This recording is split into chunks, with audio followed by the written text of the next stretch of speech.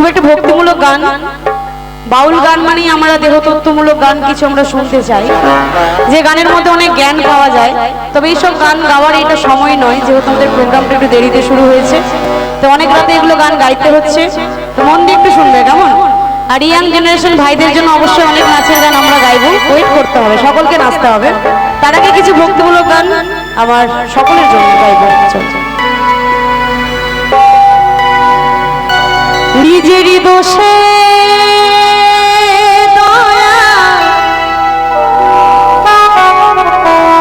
ভাসি আমি আজ অকুলে, নিজেরই ভুলে দয়া ভাসি আমি আজ অকুলে, করে মানুষ হব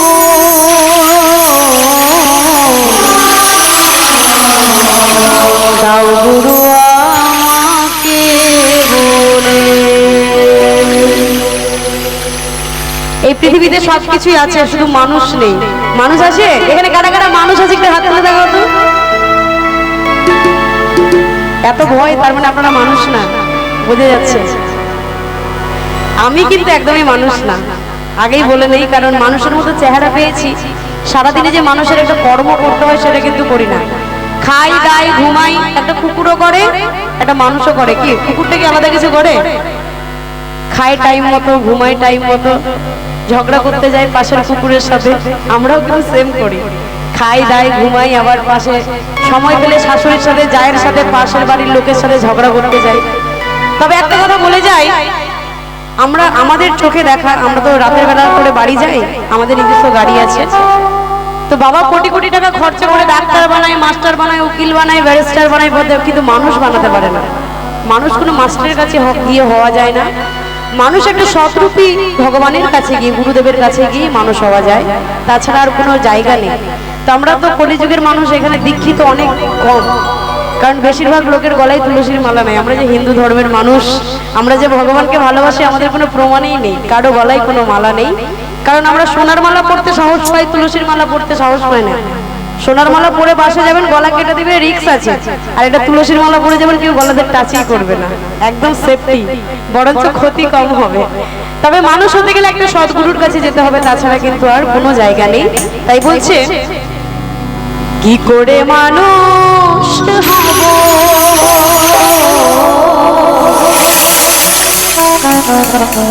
দাও গুরু আমাকে।